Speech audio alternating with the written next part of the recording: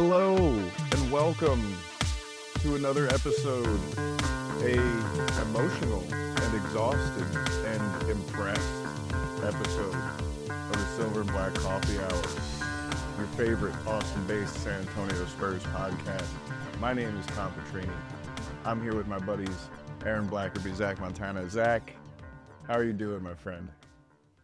I'm tired of shit, but what I will say is, fun week of basketball. I heard my mom cuss for like the third time last night when she called me after the Spurs game, and she said, "You can repeat this on the podcast. I hate when you cuss on the podcast, but I want you to let people know that I fucking love this team." Hell yeah, Mama Montana. Love that energy. Alma Montana coming in hot, Zach coming in hot. There you go. His mom says, I hate it when you cuss on the podcast, and I'm tired of shit. There you go. What's up with you, AB? How you doing? Yeah, I'm tired as hell. I first off have to shout out the Spurs for the big historic comeback win last night, because personally, thank you for energizing myself and Tom on our ride back as they closed 35 between Onion Creek and Ben White, and everybody is taking the frontage road. So didn't get to bed until like 2 a.m. last night after the game, but we were fired up from everything. So thank you for the Spurs. Also, check this out real quick. I wonder if you guys think this is good. All right. The Spurs over their last 15 games, according to the lead, are 14-1. First in the NBA in points per game. First in the NBA in blocks. First in the NBA in assists. First in the NBA in net rating. First in the NBA in plus minus. First in the NBA in defensive rebounding. First in the NBA in opponent efficient field goal percentage. And second in the NBA in defensive rating. Chat, are we back? Stadium So sure back. sounded like it last night. So back. I think, honestly, we've never been here before. We've never No. been to this specific place before. You know, it was super cool. We're obviously going to talk quite a lot about that awesome Pistons game, the tremendous comeback against the Clippers, which I've never seen anything like that in person. It was a truly moving experience to be there for that. Before we get into everything that we're talking about today about your San Antonio Spurs, make sure you like, subscribe, hit all of those buttons, leave your comments, tell your friends, tell your enemies, tell totally neutral third parties that are just there. Just let them know. Silver and Black Coffee Hour. This show is possible with support from viewers and listeners like you. I've watched most every game live this year. One exception was this Knicks game. I was streaming a little bit from the parking lot of the NASCAR race. Got to see a Michael Jordan three-peat in person. That was cool. Tyler Reddick, awesome. But this game at the Knicks, not so awesome for the Spurs. Their first loss, their only loss in the last 15 games. AB, what did you see in this lone loss to discuss for the Spurs? A interesting trend of Sunday performances for this team. They don't usually play their best on Sundays, but especially in a game where it started at noon, so body clocks are off and everything. This is just those games where, toss it out. It was the lowest output, offensive output for the season from the Spurs.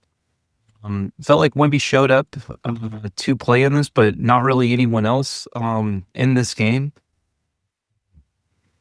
Look, the Knicks are a very unique matchup for the Spurs. Tom and I, we talked about it last night on the way home. There's only one OG Anunoby in the league, and so the way that they have the length to hide Cat specifically on offense, or specifically on defense from Wemby, and then put OG on him when they're on defense. Made for a tough game, and the Knicks are really humming right now. They're now a team that has a defense to back all this up. So good, good for the Knicks, bad for Spurs. And then look, the sign of a growing team is the way you respond to adversity. So Zach, how did they respond to adversity against the Sixers? AB, you said they played like shit and couldn't score on Sunday. Well, let me tell you what happened on Tuesday. They couldn't not score on Tuesday. They were unbelievable. That was that first quarter. The rookies had 16 of the 32 points. Carter Bryant and Dylan Harper came out and kept the team afloat. And in that second quarter, into the third quarter, the Showtime Spurs showed out. I mean, they blew the lead up to 45 and didn't look back. Devin Vassell was scorching hot. I think he hit one from Jersey at one point. I wanted to feel bad for the Philly fans, but then I was like, you know what? They threw snowballs at Santa Claus one time. So, you know what? I don't feel bad for Philly fans after that beatdown. And that's the game. Simple as that. Devin Vassell was plus 43, the second highest plus minus ever in NBA history. So take that for what it's worth. Man, Damn. I do feel bad for one Philly fan, our buddy Torin at the Spurs games, who helps us in the bowels of the Frost Bank Center. It was impressive, and talk about hot and scalding. Wemby only scored 10 points in that game, and then in the next game against the Pistons, he scored 12 points in the first quarter. He was scorching. Fox was scalding out of the gate. I'm not sure which of those is actually technically hotter, but they combined to outscore the entire Pistons team 28-23 in the first quarter, and the Spurs never really let up. Castle, 11 points, 12 assists, hellacious defense against Mr. K. Cunningham's. Energy plays up and down the roster, and it's something that Mitch talked about, was like, games against Detroit, the big play is not going to be a skill play. It's going to be a effort play. And the Spurs got a ton of those. Carter Bryant, boing, 3 huge blocks, absolutely insane alley-oop. The kid makes really loud plays. We saw that again last night. Keldon Johnson diving over the scorer's table. Mitch Johnson smacking butts. Julian Champagnie banged up, closed strong. Something interesting to me in this game, Wemby was 10 of 11 from the free throw line. Asked him about it after the game, and basically he said that he made a point of attacking the rim, hitting those angles, and punishing Detroit's physicality. Cade Cunningham has now shot 15 of 52 from the floor against the Spurs. This is your king. Not here. He's a great player, but it speaks to the defense that the Spurs have been able to play against them. Quickly on the Pistons here. Spurs are the only team to beat Detroit twice. Detroit has lost only 5 games this season by double digits, 2 of them to the Spurs, and Spurs put them down by 22 points at one point in this game. It's got to be, if not the largest, one of the largest deficits that they have faced this season. Wemby 38, 16, and 5 in 39 minutes in this game, and 29 for Fox. So hell of a performance, and you would have understood if they, came out flat against the Clippers, which they did, and they went down big, which they did. And Are you stepping on mine now? I'm Well, tossing it to you, tossing off to you, AB. But we were there, and we were like, all right, they're down 25, let's go to the club, and then what happened? Yes. I like to think that the Spurs were haunted by the Sega Babadook last night. And, just to give like a little more, personal behind the scenes. Okay, like we drive down to San Antonio on a Friday afternoon. The game's at 8:30. It's going to be pretty late. We understand that like games at 8:30, we're going to be home like much later than normal for these sorts of things. So once again, like, I am personally prepared to like, well, let's see what they do here, but was not prepared for a historic comeback. And right off the gate in that first quarter, that first half especially, Wemby is doing some step back threes, which is, it's cool to watch, but after a while, it's also like, you're not attacking the rim. You're only really taking threes. These short burst stints are like very weird, Mitch Johnson didn't say anything ahead of the game that he was hurt. If anything, the discussion was on Julian Champagnie. Transition to the third quarter. The Spurs are down by 25 at this point. And, I'm just kind of telling Tom, like, next to me, this game's probably over. Like, okay, these things happen. It's fine. It's 82-game season. Like, and Julian Champagnie, I don't know if he's a priest, but he exercised the Sega Babadook last night, because his 3-point shooting, especially in the third quarter, was the beginning of the momentum. And last night, Zach, I was playing LCD Sound System for Tom, and I was saying, the song Dance Yourself Clean is very similar to this. It starts low, and then it goes into this craziest cacophony later. And as the different parts of the song hit, I was explaining to Tom, oh, this is Julian Champagnie's threes now. Oh, this is Carter Bryant's dunk. That's Carter Bryant's 3-point shot. That's Wemby's dunk. That's, Stephon Castle grabbing that free throw. That's the crowd going wild. And the Frostbank Center was the loudest I've ever heard it all season. Like, hands down, amazing win for this team to come back and win. And Wemby said after the game, I knew it was not going to be my night in warmups. It still went out there and competed, to the best of his abilities, and to just, I've never seen him that exhausted in the presser afterwards. I've never seen him just so kind of emotionally drained. I feel like there is,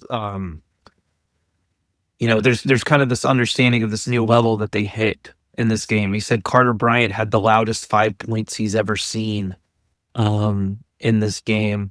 And one other thing I want to bring out before I kind of open it up to y'all.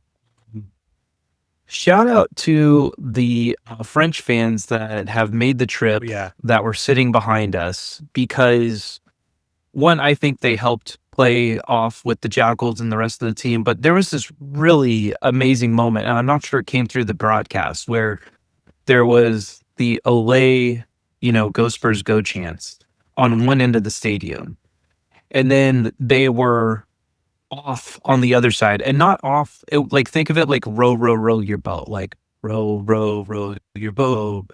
And they were just in concert with one another. And Julian Champagnie said this even after the game. He was like, it was so loud, like we could not hear ourselves. Like we had to figure out a new way to communicate because of how loud it was. Like, magical performance. I want to shout out Wemby, who was on a stealth minutes restriction. Still put up 27 and 10. Julian Champagnie dropped 20. Carter Bryant, new nickname for him, the Wolverine, because Jesus Christ, that guy just goes out there, and Mitch Johnson just says, hey, Carter, you have 6 fouls. Go on ahead and just find the limits of those. Go be an absolute asshole to anybody not in a Spurs jersey. And he's really showing it. Led the team and plus minus at a plus 11 on 5 points. Incredible game. I mean, anything else y'all want to add to specifically to this one? Because this was historic win last night. I love the adjustments that we saw from Mitch, just in general with the things that he pulled out. I don't want to get too far into it because I know Tom's going to touch on it later, but Mitch was fantastic in that second half. And in my head, I told myself he had to do something because the Clippers were really making the Spurs shoot, and the Spurs came out and hit shots, but they adjusted well. And I feel like they got Champagnie involved a lot more in the actions in the second half to really get a good shooter at the end of these shots. And shout out to Mitch, shout out to the boys for getting right and getting after it. And shout out to the fucking fans and the crowd. It just absolutely chills. It just felt Dak, like your mom is going to say something. It won't be the first time, but the fans were electric. I mean, just sent a chill down my spine. You could hear it on the broadcast, AB, there about the 99 to 90. It was 99-99, and Wemby gets that layup, and you could hear it clear as day in the broadcast. It was so fucking awesome. That part, I mean, obviously when they got all the way back, it was loud. It was loud when they cut it to 21. It was loud when they cut it to 19. But there was a play. They were down 23. Devin dives on the floor and gets Julian a dunk, and you're like, okay, there's still some effort here, and then it spiraled from there, and that was the game-changing play right there. Big time defibrillator game. On the fans, the French fans in the house this week has been awesome. They're there the rest of the week too. We got a piece of journalism from one of our favorite jackals, Spurs Nacho. He said that when the Spurs were down 25 in this game, R.C. Buford came by and said, quote, "Stop being sad," which I think he was saying, "Do your job." That was his nice way to say, "Do your job." And they did, and Carter Bryant, man, Wolverine is good, is fearless. You know, it was also kind of like John Connersy, because he went toe to toe with the Terminator, man. That's his childhood idol. And Mitch Johnson said, "Go get him, go get that guy." And he was guarding Kawhi. He was playing small ball 5 for a minute, like in the guts of the game. Clutch minutes at small ball 5. It was remarkable from him, and just being in the building for that. Like, I think it came through how special it was for anybody who watched that game. You know, we talked a couple weeks ago about my non-sports family coming to see their first Spurs game ever, and I got a text from my sister at 1 a.m. Eastern time. One word just said Spurs. I was like, wow, that's like Spurs coming back from down 25. It's improbable, but still can happen. My sister texting me about it blew my mind. So last thing on this game before we go to high praise here. According to the NBA's Twitter account, the Spurs are 14-1 in their last 15, and they lead the league in comeback wins of 15 or more at 7. 7-9 on the season, which is absolutely insane. They're like 500 when they're. Don't turn off your games, folks. I mean, Don't that's crazy. turn off your games. Yeah, well, we're obviously in great spirits today. And let's just jump into high praise, where I think we're all being a little more esoteric than normal with this. So, Tom, I'll let you kick off. Who's your high praise for? Mitch Johnson, man. We've talked about him before on this show, quite a bit, just in terms of his professionalism, his preparation, the way he comports himself, the way that he leads these guys, right? Before the game, there was a really wonderful moment instigated by our buddy Nate Ryan, who asked Mitch about his nickname, Maestro, because he talked to his college teammate, Brooke Lopez, who went crazy in that game, by the way. First half, yeah. And Mitch, it was a very genuine smile, and he reminisced about his father who gave him that nickname, his college teammates, his childhood friends who still call him Maestro, and how he got here. And he never thought he would be a coach, right? But looking back, it made sense. If you watch the highlight, watch what the Spurs did on the court in that Clippers game. Watch it again and watch Mitch Johnson. Just lock in on Mitch Johnson and his tape from that game. All of those emotional plays, all of those moments where the crowd is going crazy. Ball goes in the hoop, he's doing the third base coach windmill, push it. You made a basket, great. Press defense. The only time you see him like do anything other than tell his team what they should be doing is when they got all the way back and the Clippers called a panic timeout at a point in the game where it's like, they were drowning and the Spurs were throwing cinder blocks at them. And he's so locked in, right? And he's poised, he's reflective, he's insightful. He makes great adjustments. He's super humble. I asked him after the game, because the competitive response is something that he talks about all the time. And it's like, what did this mean for you as a coach? How did this feel for you as a coach? And he said, you know, I'm hesitant to use the word proud because, that might sound like me taking credit for it, but there's a lot of joy in sharing this tonight with these guys and what they did. And it was like, wow, like this is a guy who gets it. Mitch Johnson's It's kind of reminding me of that first mic'd up moment he had in that Dallas game. Mm-hmm. Yeah. Embrace the mundane and Yep. boring. Be disciplined to be disciplined. Like, it's not empty platitudes when the team responds that way, especially in these times when they're down. And in a game like this, and once again, you kind of talk about growth and talk about his good coaching to further elaborate and piggyback with you, Tom. How many times, especially I'd say in like December and January, did it turn into, oh, great, we got to go make the 6-point play that doesn't exist? And how much this team is not doing that anymore. They did not. Once again, I didn't think they were going to win last night, especially when they were down, 25.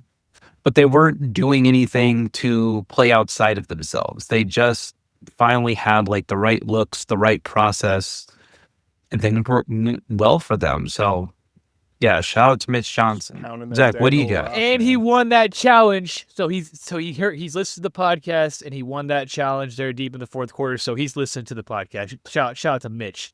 He sadly lost one during the Pistons game, but screw that. Beef Stew should have gotten an offensive foul. Yeah, I agree with that. So, AB, you mentioned it with, the team out looking for the 6-point play. This team is gritty. I think what I learned, what the high praise this week is just the grit that this team showed. The game in Philly, we talked about it, Tom, when we were at the game on Thursday, that they came in and tried to turn into a boxing match. Luke Cornett had to take it into his own hands to be his own enforcer and show that we're not taking any shit. That showed a little grit. And then that Detroit game, you knew what was going to happen. You knew they were going to come in and try to kill the Spurs. They said it. They were very vocal about what they were trying to do. And the Spurs said, that's cool. We're gritty. We'll be down to get dirty. We don't give a shit about that. And then last night, Julian Champagnie, hurt, comes out here and plays. He said, I only expected to play 20 minutes last night. He was hot in that third quarter. He said, leave me out here. Leave me out here. Don't take me out. Wemby, same type of thing. Gritty performance. ABU touched it. The process, the mundane. This team is going to take you 48 minutes into the deep waters every single night. Every single night. You could be up 15. You could be down 10. This team is going to keep a rear naked chokehold on you all night and give you a noogie and make you feel us for 48 minutes. This team is gritty, boys, and you can spin it how you want. It is a gritty basketball team. Rear naked chokehold. So that's it's a UFC term. You're not naked. It's just rear naked. You're exposed physically, not clothily. Dear UFC, maybe figure out if they're clothed, maybe figure out like a different name for it. But is there a rear clothed chokehold? Yeah, maybe there's a rear closed chokehold. Maybe you got to be in like the full ghillie or something like that. I don't know. You're talking to the wrong guy. That's just the name. And ghillie suit? I don't know, though. You're talking to the wrong guy. I'm just saying they're gritty and we'll get you in the rear naked and give you a noogie on top of it. Man. AB, what you got? It's a trend I feel like I keep noticing, and I had to look up some stats to see if my eyes were just deceiving me or not. Fourth quarter legs with this team. I just keep seeing that the third quarter seems to be in the boxing parlance kind of jab, like let's just see if they can put this away, like whatever. The fourth quarter, they seem to just go to this extra gear again, where it's like, wow, De'Aaron Fox is really humming. And by the way, how many people has De'Aaron Fox made touch earth this week? Kawhi was almost on. Yeah. No, he got Kawhi last night. He got Kawhi. Like everybody in the arena, like made sure Kawhi knew he got by him. Then Jones Jr. got it last night real bad. Well, he went and then Julian Champagny like kind of clocked it in there.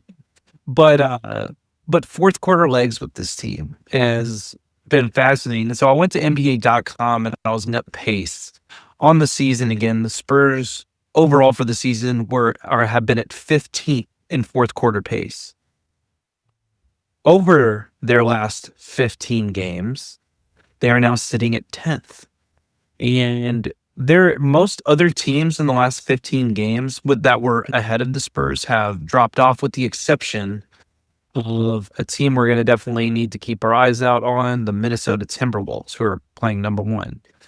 But of those teams that over this last 15 game stretch, there's only one other like the Spurs that has jumped up 5 places. And it's a team that the Spurs just kicked their ass on Thursday night.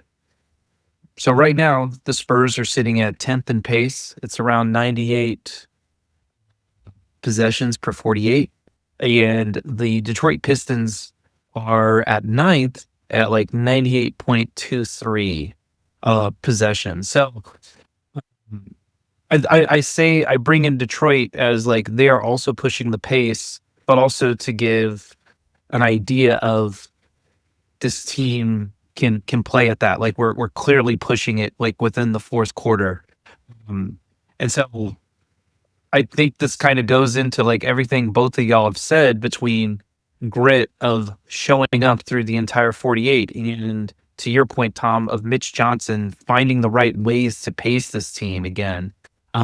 Especially with like lineups, we saw like, I kind of want to talk one more thing about Mitch Johnson.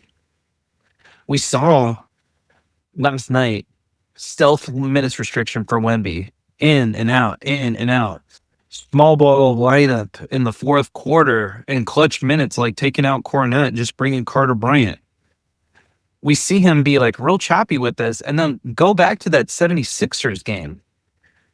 They blew it out in the second quarter on a 37-10 run by keeping in the same 5 guys for 8 minutes straight.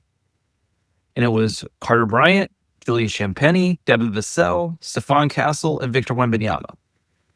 Like, the dude is dialed in here. I've been really impressed with that. So with that being said, let's jump into questions we have for the week. And Tom, this first one is, yours. So I'll let you take it and kind of explain. And it kind of goes off of each of your high praises, right? Because the resilience in the fourth quarter, the grit, right?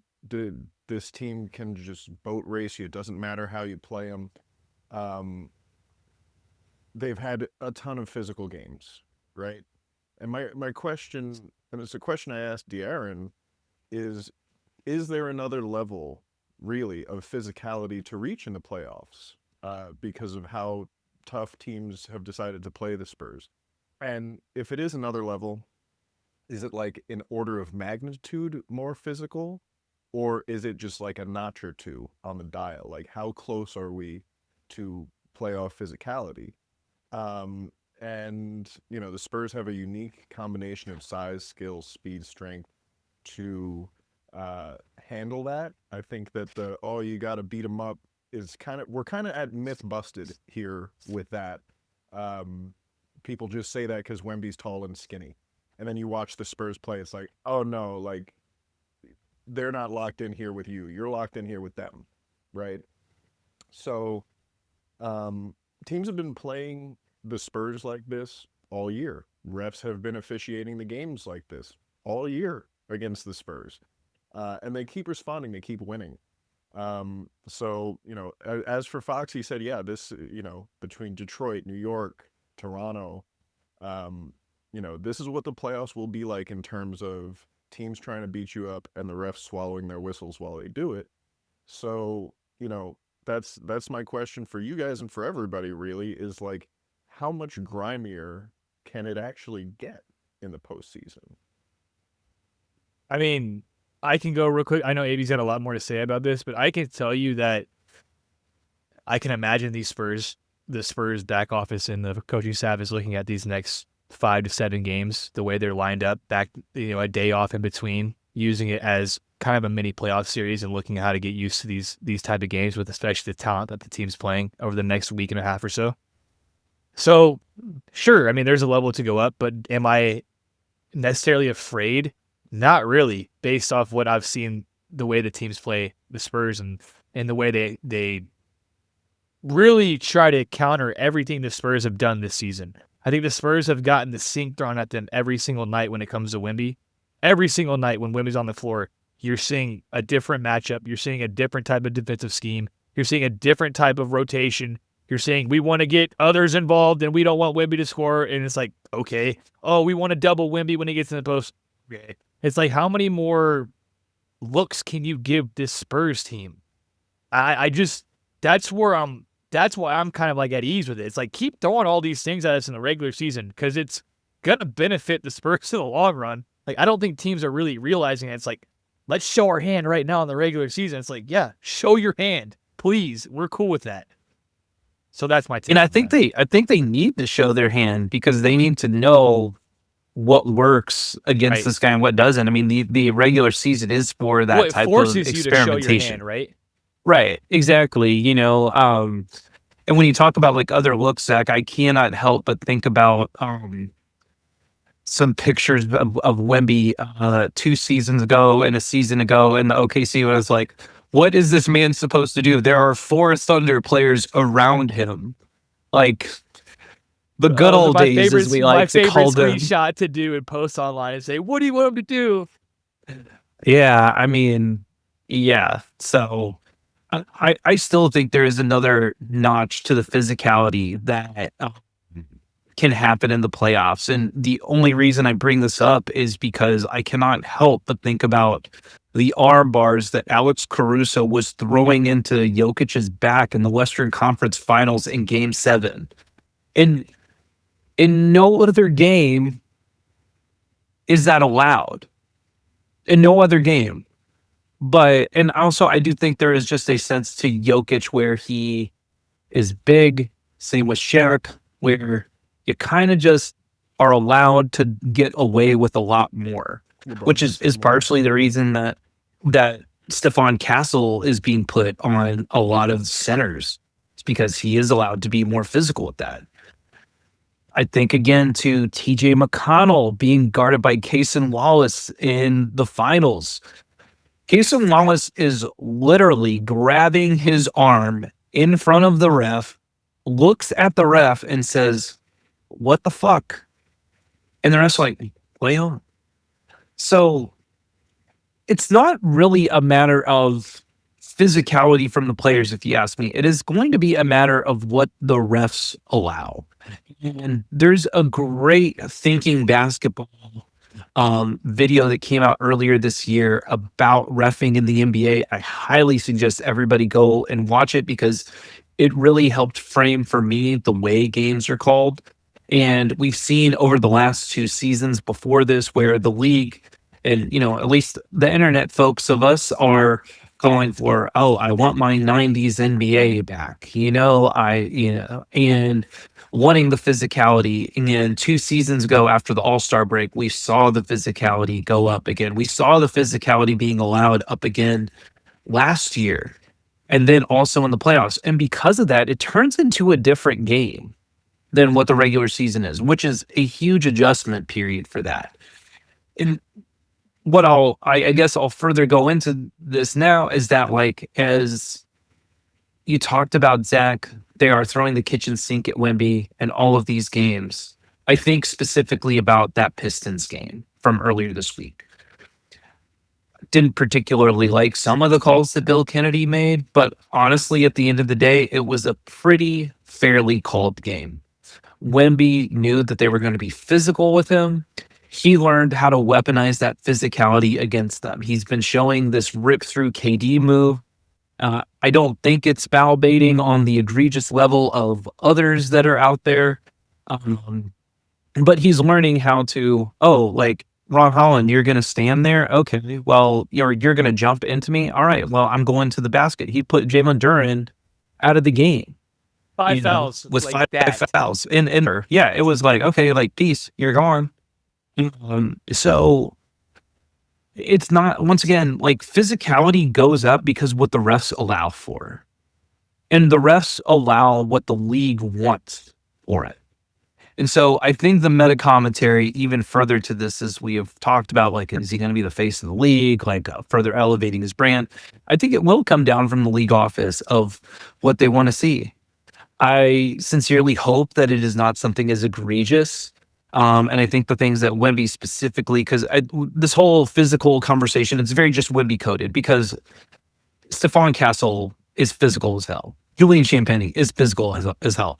De'Aaron Fox, despite his stature, is pretty damn physical, and he knows Very he can get away physical. with it. Yeah.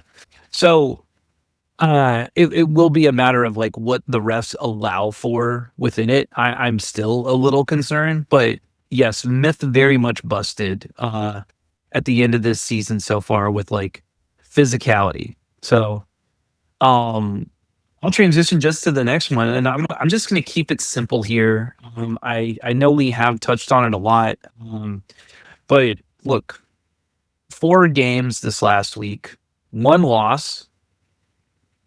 I mean, I think there's a lot of learnings that could have been taken specifically from this segment of the season, especially with what happened last night in that Clippers game. So, what did you guys learn about the Spurs this week?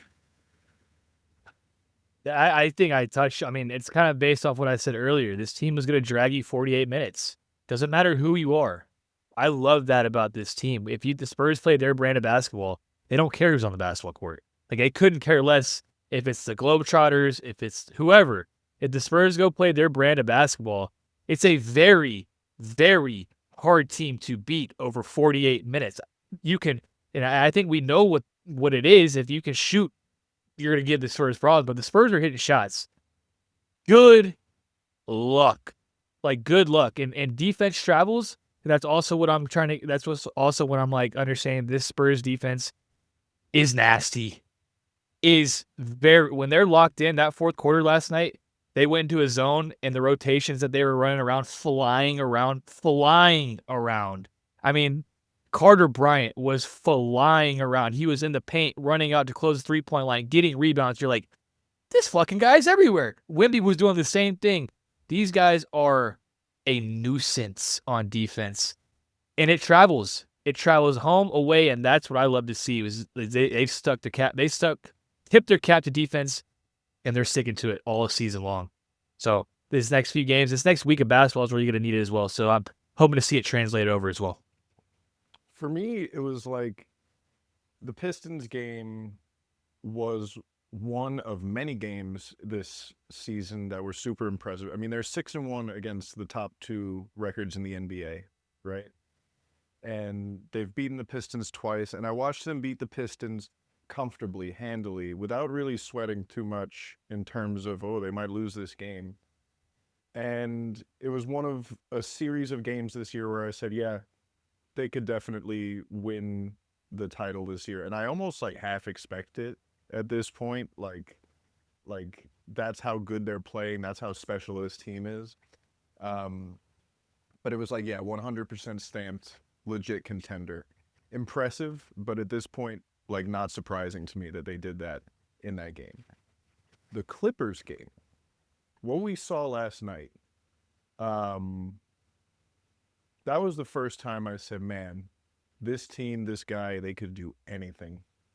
Anything. You know, it was different. It was emotional. It was emotional for me to watch and witness and be a part of and be in that building for, you know, with our Spurs family. Watch that happen. And I was thinking about it last night, like, you know, we got home at like almost 2 a.m. and I was exhausted. It's exhausting. It's been an exhausting 30 hours for me just watching it, and hustling back and forth. But I got the zoomies mentally. You know, I got in my house and I opened up my laptop and I started writing and I started thinking, right? And the thought that came to me at 3 a.m. was that when I go to the Frost Bank Center, especially this year, it's, you know, I'm going to basketball church, right? And I am often moved by the sermon. right? Last night it felt like I saw Basketball God. Straight up. It was the Sermon on the Mount. It was unbelievable. Like I'm gonna think about that for a very, very long time. Yeah, I'm probably in a similar camp where, maybe to continue the desert metaphor, and as we are in Lent. So shout out to anyone celebrating Lent or Ramadan right now. A time of taking on discipline or removing things from your life to focus on what's important. I don't go to church, by the way. But Hopefully no one gave up Spurs basketball for Lent. That would be horrible. it's not a good time to give up Spurs basketball. I don't say this lightly though, but this team has been in the desert, for many years, and not just playoff drought, but even before that. I mean, ever since Tim Duncan retired, basically, it's been kind of, where's this thing going? And then kind of, the wheels completely falling off the last 2 years. And we started this podcast during, downtime, and we're trying to always look for like the positives and things like that. Now it's like, well, there's like so many positives to cover. It's kind of hard.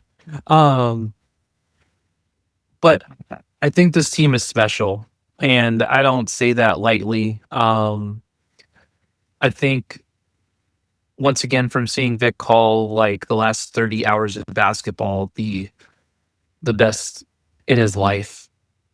I don't really care if he's a prisoner of the moment. He's an incredibly thoughtful person. So he's not throwing out hot takes to just do that. But we talk again about like the growth of this team. Earlier this year, they had that really crazy emotional road trip in December where they were on the road more than the rodeo road trip. And they went to the NBA Cup final. They lost that game, came back for Christmas, smacked OKC around. Really, high emotional time. And then they had a bit of this downtime right after that. And we talked with the team then, and they were like, yeah, like, I mean, we are emotionally coming down. And I will be curious about the response after a game like the one against the Clippers, because incredibly emotionally spent. They seem like they're turning these chapters a lot quicker in their development. There's so much they keep, when you hear like, oh, they need experience, oh, they're young, oh, they're physical. It's just like, you're just saying they're not ready yet. Just say that. Because every test this team has come across, that they have answered the bell, and in some ways exceeded it. Once again, Wemby saying, we're not trying to rush steps, but we're not trying to skip steps, but doesn't mean we can run up the stairs. And they're doing that.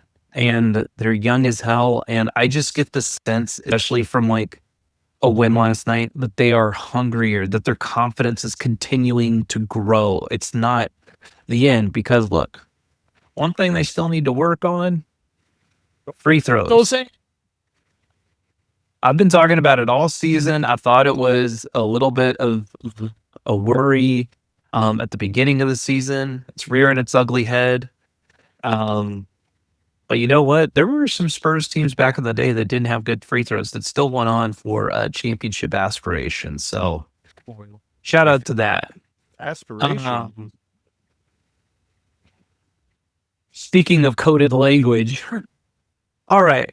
I think this last question kind of blossomed last night in the middle of what we thought was a blowout. And so Tom and I are up there chopping it up with Maxime and Hugo and Todd. And just as I'm sitting there watching Luke Cornett like pick people again, and I'm just like, man, that looks like so miserable to get hurt by him.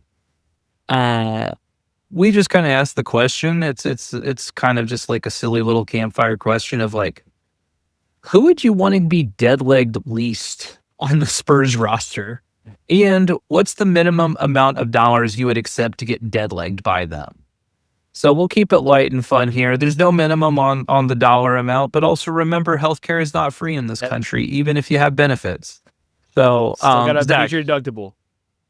yeah, I'm taking Bismack. I just seen that old man strength, and he's always pushing people around, beating people up. So I feel like that's right up his alley. Is just he's probably throwing a few dead legs and knows exactly where to land that knee. So I would avoid Bismack at all costs.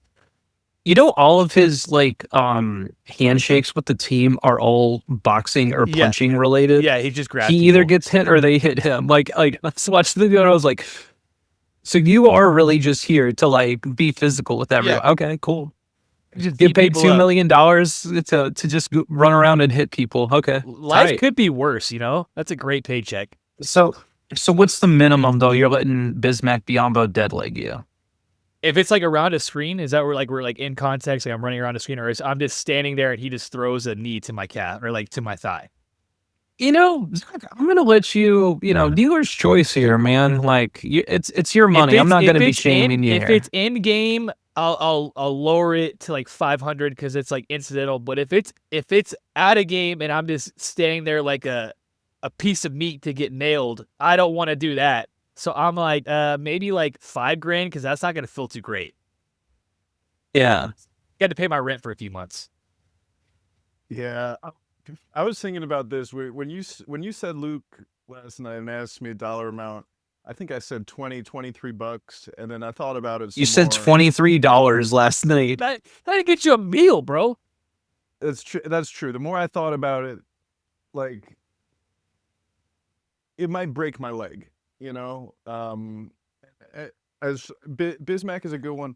I think Keldon is also like that guy is so dang strong and like rambunctious. I want nothing to do with bouncing around with him. I think actually genuinely dollar amount is it's got to be at least triple digits. I think I would do it for less than $1,000. Tom, you walk these hallways with these guys. These are like it's not like me deadlegging you. This is like I grown know. men. I just don't They value make this AB vessel look very short much. and small. These grown men out here. Dude, We're all dust. Dude, I walked by Brooke Lopez last night in the tunnel, and I was just like we walked around these guys, and it was like, what the fuck? What's It was happening? crazy. AB, what about you? Yeah. Man, I'm saying Stephon Castle. Okay, like the dude's got like a launch angle. Oh yeah, like, he's the yeah, running 45 around degree. getting hit. Well, he's one of those guys, and Zach Lowe brought this up on his podcast, that like he will jump with you at the same time, and when you're coming down, he's still going up. Fair. And so I just think about how strong his legs are. And look, if I took a dead leg from Stephon Castle, I'm asking for minimum $120,000. Fuck, Jesus. God damn. Dude, I mean, in this exercise, I just think it's funny. Everybody's like, oh, $500. Oh, I'm like, no. I'm 38, man. Like I have to cover medical bills and, you know, other things. Just drinking a bunch of water is not going to heal that. And eating a banana. May Yeah, the never rise walk right move again is- at that stage, so that's fair. I'd probably like I would imagine if I was dead legged by Stephon Castle, it would displace my hip. Like, you know, I like Gotta I'm in have good hip shape. I surgery. play basketball still, but like I'm just thinking about like there would be medical expenses. I don't have the strength in my legs like against the people. Like that's why I'm just so curious when everybody's like I think Tynan last night was like, oh, you know, like $500, and I said six figures, and he looked at me like I was the weird one. I was like, brother, like I don't want to go into medical debt for like a silly imaginary bet. So yeah, Sir, I would. what's your claim? I got dead legged by an NBA player. Denied. Yeah, man. Exactly, dude. So like that's what I'm saying. Like I just say if you're gonna be dreaming about getting dead-legged by one of your favorite NBA teams and a player on it, ask for a lot of money. There you go. I think that's reasonable. Standing So- offer, I'll do it for $900. Let's let's get into these upcoming games here because we got. I mean, this is a slate. Spurs Jesus. are home, but the schedule, this part of the schedule, They like, got basketball. it's gonna be tough. We got 4 home games: Rockets, Celtics, Nuggets, and Hornets, who are good. All of these teams are good. Let's start with the hated Houston Rockets, who are 6-4 in the last 10.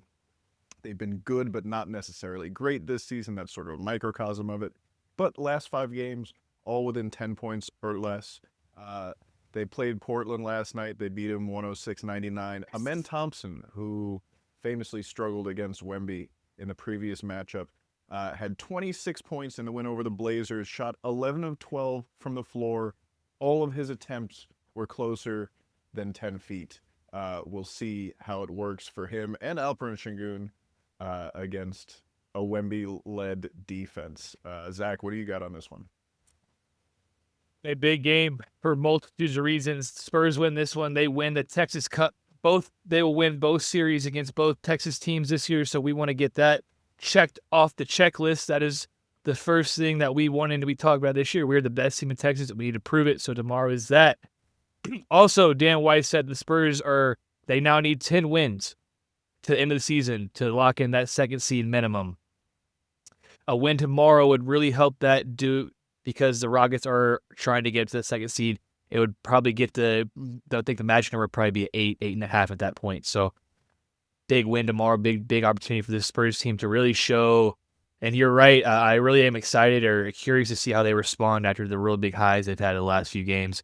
Let's see if they can be consistent and just keep their head down and get this dub. Go get the belt buckle, Spurs. We've talked about this before. Yeah. You win the Texas championship, you get the belt buckle. Yep. You get And you the had to- belt yep. ass belt buckle Yep. in the shape of Texas. Yep. Well, according to my buddy Thomas, who is a Rockets fan, and a tweet he sent me yesterday from Hater Report that I only read the headline for, Katie has stopped following Jabari Smith on Instagram. But there does seem to be a lot of frustration with this team and just the lack of a point guard. The same problem they had at the beginning of the season is the same problem they have now. And I think further about Mitch Johnson talking about at this point in the season, you're scouted, they're scouted. It's more a matter of execution at this point and who has the overall talent. As I was looking up pace stats earlier this morning, the Rockets are actually playing slower than where they were according to NBA.com stats. And the other thing that hasn't changed about this team, they shoot an incredible 3-point percentage. They're second in the league on 3-point percentage. They're 26th in attempts. So they still are not shooting the three, according to StatMuse. And so I feel like this does play, once again, a bit into the hands of the way that the Spurs like to play defense, play off, let Wemby, control the paint. Essentially, other than, KD, like seeing what else like Amen Thompson can handle. Also, Asar Thompson, hope you get to feeling better. That did seem like a pretty nasty fall the other day. Ankle injury. Seeing what Jabari Smith and anyone else can contribute to them, because right now this team is humming, but we'll see about this response after. Wemby was saying he was really tired, but he also said, I only need 2 nights of good sleep and I'm ready to go again. That was He's the like, I'm good. funniest somebody, Mike Finger from the Express. Yeah, it was Mike Finger last night. Asked him, you're really exhausted. Like, are you going to need to take a game off, here sometime between now and the playoff? And Wemby goes, what time is it? Somebody told him it was 11 something, and he was like, hopefully be asleep by 1 something. I'll get in my bed, a little hot, a little cold, 2 nights of sleep. It's all good. There's nothing that hurt. There's nothing specific that hurts. I just got to rest. So that was really cool. And you kind of dug into it there, Aaron, the way that the Rockets play in terms of their shot diet. We're getting a completely different opponent the next game in these Boston Celtics. Jason Tatum made his much anticipated return from an Achilles. It's great to see him back out there. Is I is it great to see him? It did not seem like it was great to see him. listen. I'm glad he's healthy. Right. It's going to be a common theme in all of these previews, unfortunately, because all of these teams are kind of dealing with stuff. But for me, this Celtics team was a contender whether he came back or not. Just the way that they are playing this season, in terms of exceeding expectations, people expected the Spurs to be good, but not this great. People expected the Celtics to take a gap year, like the Pacers, and they did not do that. They are a tremendous team. They're an incredibly well coached team. Uh, and Joe Mazzulla, I mean, they have so much shooting and so much willingness to shoot in a way that might make them uniquely able to neutralize or at least survive Wemby's outsized impact on the defensive end of the floor. It's going to take, I think, really committed and connected perimeter defense to make sure this doesn't turn into a, oh, well, they shot 63s and got hot, and that was that, which could definitely end up happening in this game. Zach, what do you have on this one? As you said, they're going to shoot a lot of threes, and Joe Mazzulla is a great game planner. He's going to try to take things out of people's hands and make others work. I do want to say shout out Joe Mazzulla for one of the funniest quotes I've heard in a while. When Oh my god, asked Jason Tatum playing tomorrow, he said, "I don't know, I'm questionable tonight, and if I wake up tomorrow, I'm probable." And I was like, you know what? That is the most 30-plus-year-old comment I've ever heard in my life. So shout out to him. He's always got some bangers. But this is going to be a fun basketball game. They're going to come try to get their lick back because the Spurs beat them in Boston a few weeks ago. This is going to be a fun matchup. I think this is going to be one of the better basketball games of the week, just based off of the way these teams are going to play each other and what to expect. So expect a barn burn, to be honest. Expect a lot of back and forth basketball. I'm actually going to be going on the Green with Envy podcast on Monday morning to preview this with some of my buddies, Greg and Will, who do a Boston Celtics podcast here in Austin. Planning on trying to put that on both feeds, by the way, but we'll promote it from all our show accounts. You know what I need to do?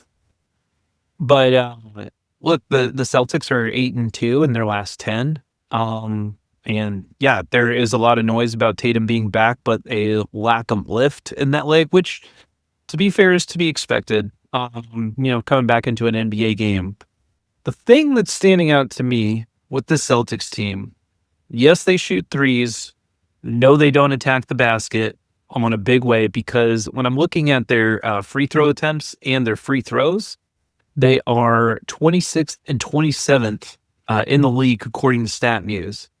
This plays right into the hands, I think, of the Spurs with physicality and wanting to get in the mud probably a little bit more than at least what the stats show for the Celtics on this. So hold down that perimeter defense, because the threes are coming for that one. So, as far as Tatum's lift, I mean, he doesn't have to be like that MVP caliber Jason Tatum to be a good addition for this Celtics team. Like I was just thinking about but it. Tom, he last night. This is not an MVP level Jason Tatum. This is just like he had the lane free last night, took a lift from where he would typically dunk it, and the rim blocked him. Right. No, I'm just saying like the I was thinking about what's a good comp for like what he could be, and I kind of landed on like Spurs Rudy Gay.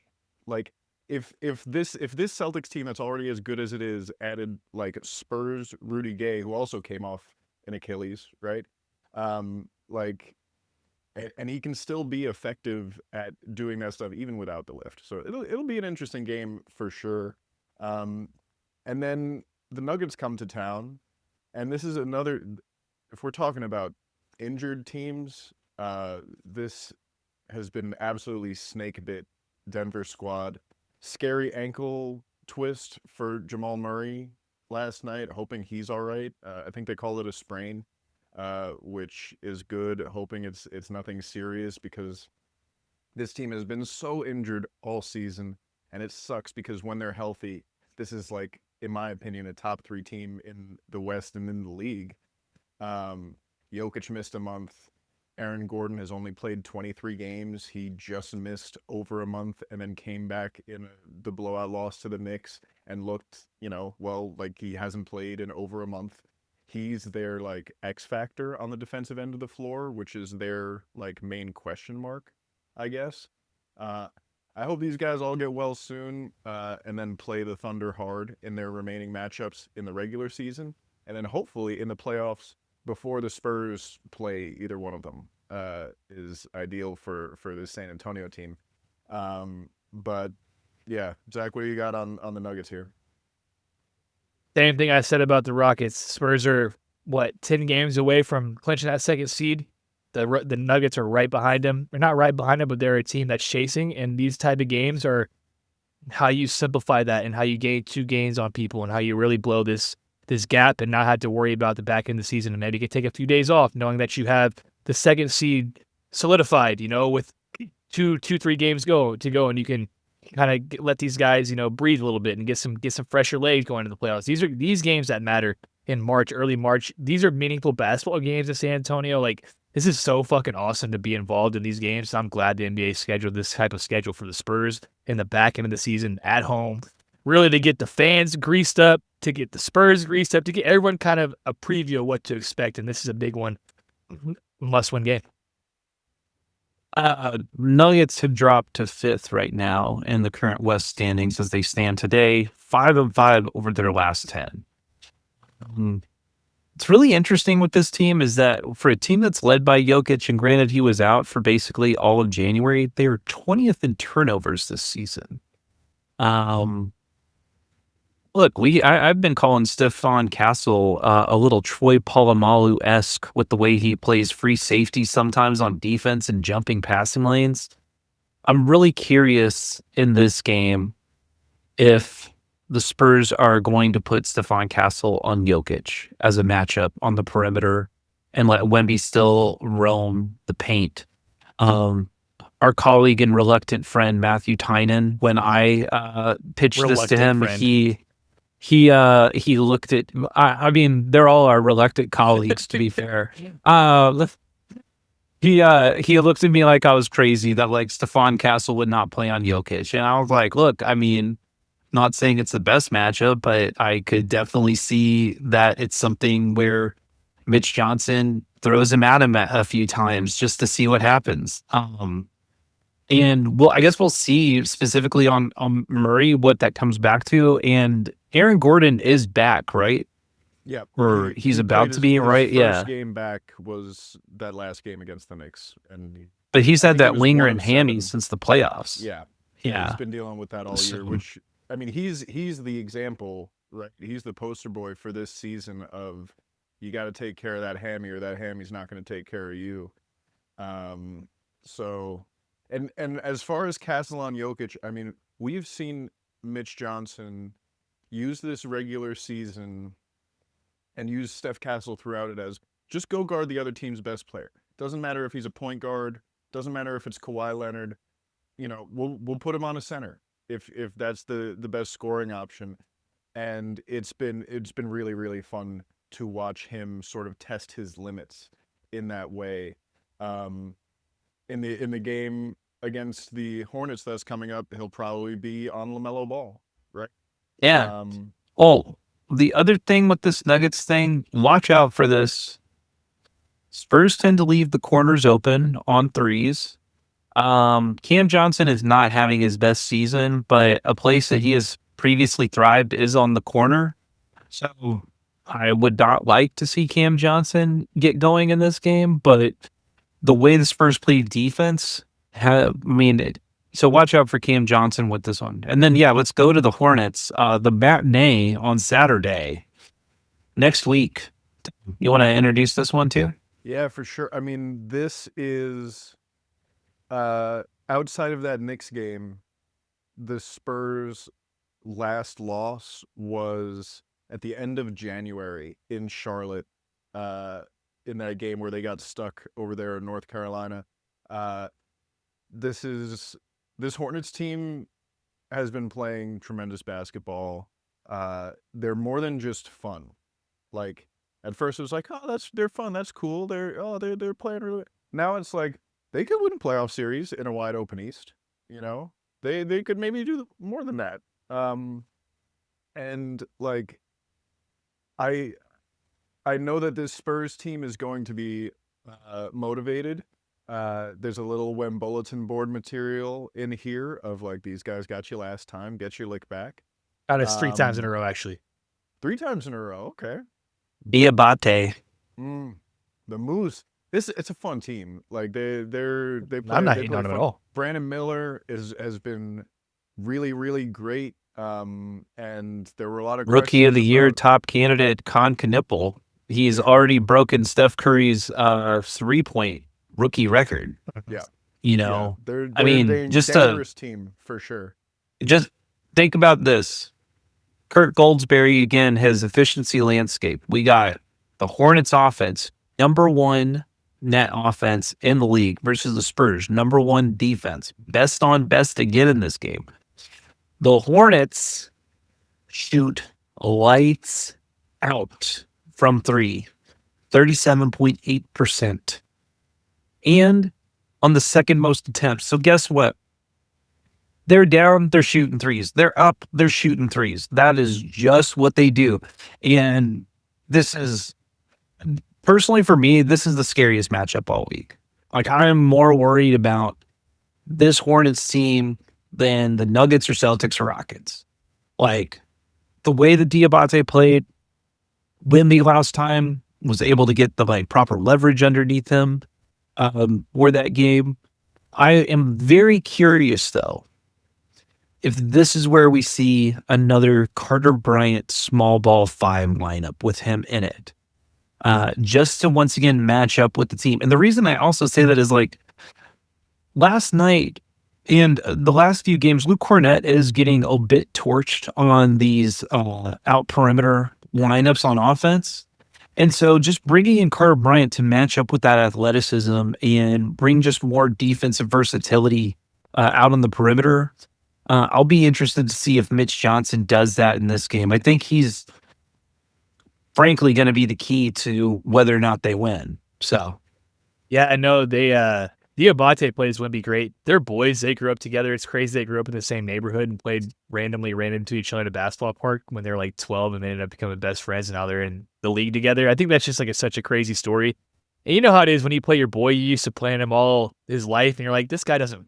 He might be the best friend of the basketball career. Like, this guy doesn't bother me. I know exactly all his moves and everything like that. So I think that goes a little into it. It's a little psychological warfare, but they are a great basketball team. They beat the brakes off Boston the other day. I mean, bad in Boston, but they lost to Miami last night. So it's a very volatile. If they're hot, you better get out and contest threes because they're going to make you work all night long. Shout out to them for really getting back on the horse and figuring it out. That starting lineup together is unmatched. So you got to get yourself, and I'm agree with you on that, AB. This is the toughest matchup of the week. It's also a lick back game, as you said. So there's a lot going on this week. Tom, what you got? Not much more to add for me. Yeah, they're scary, man. They're scary. They're fun. Hoping for another good game here. What are our predictions for records for the week? Zach, we sticking undefeated or what? I don't go away from what the trend is. This team's whooping people's ass right now. You got to prove me wrong, and they haven't proved me wrong since. And we're at home and we're playing good basketball. So let's see what they got. All right. Undefeated. AB, what about you? 3-1 again, man. There you go. Didn't you say 2-2 last week? No, you were 3-1. I said 3-1 last week. You guys were both undefeated last week. No, I said 3-1. I think you're 4-0 last week too, I thought. No, I said 3-1. We'll go We'll go to the tape. I think that this week is also going to be 3-1. If I had to pick one game that I think they might drop, it's the Celtics. Although reintegrating a big piece is always difficult. So either Celtics or Hornets. I think are the two leading candidates for me. All right, that brings us to the end of another episode of the Silver and Black Coffee Hour. Zach, any last words for the people? It's springtime. Spurs are second in the West. This is what we've all been waiting for, people. Enjoy it, embrace it. Let's go, Spurs, go. AB? Ooh, nice rainy day to go try and buy a car. So I'm gonna do that. I hope everybody takes care of themselves. We have not touched on it, but there was a very scary incident after the Pistons game, and no one wants to go to anywhere to feel unsafe, much less a place that has thousands of people. So, prayers to the people that were shot, the people that were affected by that. And once again, hope people take care of themselves, take care of each other, count to 10, find a way to mentally de-escalate the situation in your mind before doing something you regret. So yeah, I'll leave it on that. Yeah, no, it was heavy, man. For those of you who haven't seen it, there was a shooting after a traffic incident in the parking lot after that Pistons game while people were leaving the arena, and one person injured, suspect arrested on the scene. I was walking back out to my car to file a story, and my car was parked about 100 feet from this, and there were a lot of people who were very shaken up by it. Very grateful that it wasn't worse. Um, Very grateful for the people who stepped in to help. The Mr. Rogers look for the helper thing. This is our Spurs family, right? And so for it to hit that close to home, and here in Austin, we just our city is hurting right now after a mass shooting at a bar that my friends almost went to that night. And I was yesterday before the game, I was sort of left with the heaviness of all you can really do is be nice to people and try to be safe. Um, and it can happen anywhere. And to go back to the arena the next night and experience what we experienced, it felt very healing and cathartic in that way. So definitely thinking of everybody who was impacted by that, and